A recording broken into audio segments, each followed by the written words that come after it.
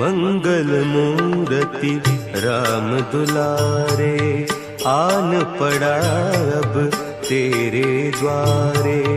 हे बजरंग बली हनुमान, हे महावीर करो कल्याण, हे महावीर करो कल्याण।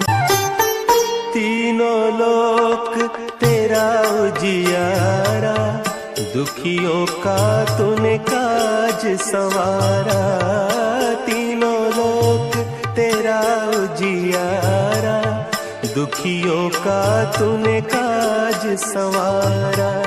हे जगवंदन केसरी नंदन, हे जगवंदन केसरी नंदन। कष्ट हरो हे कृपा निधान, कष्ट हरो हे कृपा निधान। मंगल मूर्ति राम दुलारे, आन पड़ा अब तेरे द्वारे। हे बजरंग बली हनुमान, हे महावीर करो कल्याण, हे महावीर करो कल्याण। जय बजरंगबली, जय श्री राम। प्रिय भक्तों, हनुमान गाथा चैनल में आपका स्वागत है। पिछले एपिसोड में हम जाने थे कि मारुति कैसे कंचन हरी औषधि लाते हैं जिससे कि उनकी माता बिल्कुल ठीक हो जाती है। विरूपा असफल होकर लंका वापस आती है और सभी घटनाओं को रावण की माता केकसी को बतलाती है। केकसी ये सब सुनने के बाद विरूपा पर बहुत ज्यादा नाराजगी व्यक्त करती है और विरूपा को एक कलश में बंद कर देती है, जिससे कि विरूपा बहुत तड़पने लगती है और बोलती है कि मुझे इससे बाहर निकालिए, मुझे इसमें बहुत कष्ट हो रहा है। ये देखकर विरूपा के साथ गए दोनों राक्षस अपने आप को बचाने के लिए रावण की माता केकसी से क्षमा मांगते हैं और एक अवसर की मांग करते हैं। ये सुनकर केकसी दोनों को बोलती है, ठीक है, मैं तुम्हें आखिरी बार और आखिरी अवसर दे रही हूँ, तुम दोनों जाओ और जाकर उस मायावी बालक को समाप्त कर दो। इधर मारुति के दाढ़ी पर लगे चोट के बारे में सभी लोग पूछते हैं तो मारुति पवन देव का आवाहन करके पवन देव को बुलाते हैं और पवन देव सबको बतलाते हैं कि मारुति मेरे पास थे। किंतु पवन देव उन सब घटनाओं को नहीं बतलाते हैं जो मारुति के साथ घटित हुआ था, क्योंकि पवन देव भी नहीं चाहते थे कि इन सब घटनाओं का पता सबको चले। किंतु पवन देव को ये पता होता है कि जामंत जी हमेशा मारुति के साथ होंगे और मारुति के सहायक होंगे। इसीलिए पवन देव जामंत जी को अलग से बुलाते हैं और जामंत जी को सभी घटनाओं के बारे में बतला देते हैं और जामंत जी को इन सब वरदानों के बारे में, इन सब शक्तियों के बारे में पता होता है।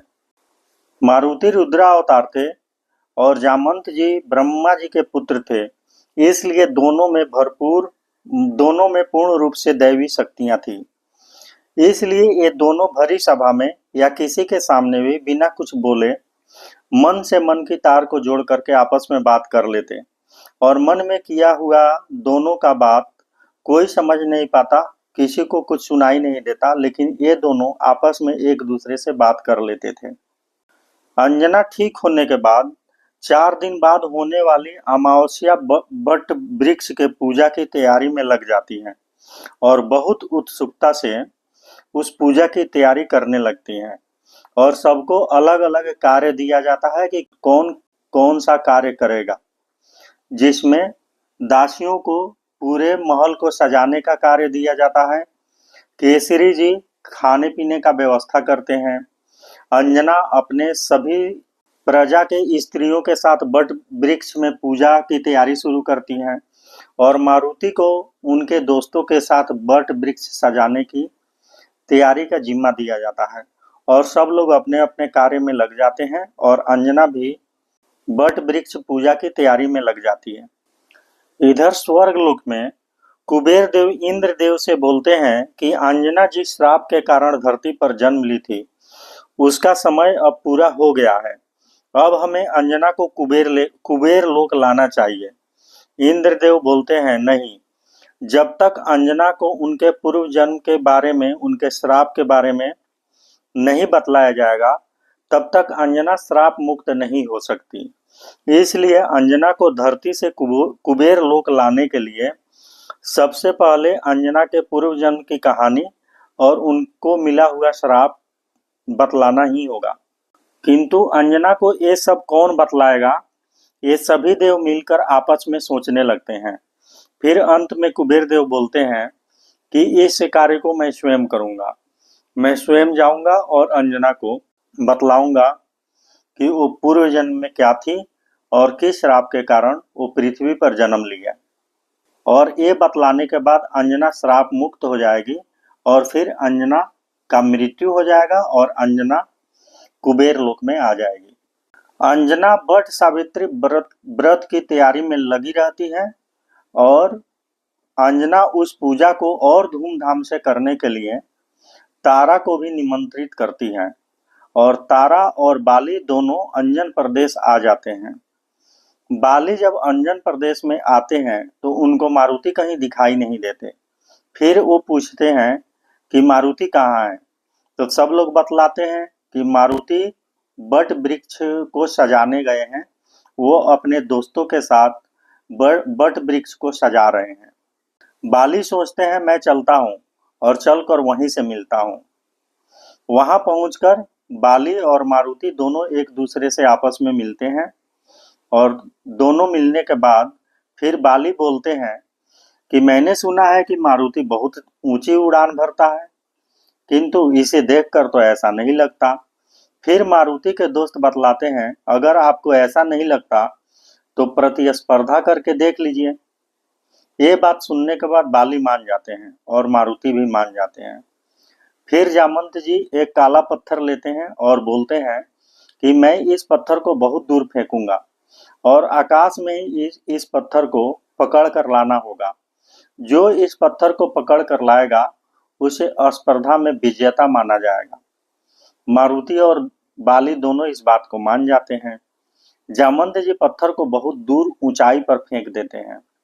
पहले बाली छलांग लगाते हैं, फिर मारुति छलांग लगाते हैं, किंतु बाली से पहले मारुति उस पत्थर के पास पहुंच जाते हैं। किंतु मारुति सोचते हैं ये मेरे काका है, हमसे बड़े हैं, इसलिए इनसे जीतने में नहीं, इनसे हारने में ही मेरे लिए ज्यादा अच्छा होगा। फिर मारुति अपना हाथ थोड़ा सा पीछे खींच लेते हैं और बाली उस पत्थर को लेकर नीचे आ जाते हैं। बाली के हाथ में पत्थर देखकर मारुति को दोस्तों को बहुत आश्चर्य होता है और बाली मन ही मन सोचते हैं कि सच पूछिए तो इस पत्थर को तो मारुति हमसे पहले ले सकता था और मारुति मुझे इज्जत देने के लिए, मुझे सम्मान देने के लिए जानबूझकर हारा है। फिर मारुति के सभी दोस्त बोलते हैं लेकिन पत्थर पकड़ते समय हम लोग नहीं देख पाए थे क्योंकि पत्थर बहुत ऊंचा था, इसलिए दूसरी प्रतियोगिता की जाए। दूसरी प्रतियोगिता के लिए मारुति मना कर देते हैं। फिर मारुति के सभी दोस्त रुष्ट हो जाते हैं और मारुति को भला बुरा कहने लगते हैं। फिर दोस्तों का बात मानकर मारुति मान जाते हैं और बाली भी मान जाते हैं। फिर मारुति और बाली दोनों में गदा युद्ध शुरू होता है। थोड़ी ही देर में मारुति बाली को हराने लगते हैं। फिर बाली सोचते हैं कि पहले इस बालक के आंखों में मुझे देखना चाहिए जिससे कि इसकी आधी शक्ति मुझ में आ जाए और जब आधी शक्ति आ जाएगी तो मैं ऐसे भी इसे परास्त कर दूंगा। फिर बाली मारुति के आंखों में देखकर युद्ध करने लगते हैं। गदा युद्ध दोनों में थोड़ी देर और होता है और मारुति की शक्ति बाली में जाने लगती है। थोड़ी ही देर में थोड़ी ही शक्ति जाने के बाद मारुति के शक्ति को बाली का शरीर संभाल नहीं पाता है और बाली वहां गिरकर बेहोश हो जाते हैं। थोड़ी देर में बाली को होश आ जाता है और बाली मारुति के चरणों में आकर के बैठ जाते हैं और मारुति को प्रणाम करने लगते हैं। इतने देर में केसरी और कुंजर जी भी वहां आ जाते हैं। अगले एपिसोड में हम जानेंगे कि जब अंजना को पता चलेगा कि उनकी मृत्यु होने वाली है और वो इस धरती को छोड़कर जाने वाली है तो फिर क्या होगा अंजन प्रदेश में इसका असर। इस वीडियो को राम भक्त और हनुमान भक्तों तक पहुंचाने के लिए इस वीडियो को शेयर करें। अगर आपको इस वीडियो से कुछ नया जानने को मिला हो तो इस वीडियो को लाइक करें और आगे की कहानी लगातार जानने के लिए हनुमान गाथा चैनल को सब्सक्राइब करें। नमस्कार।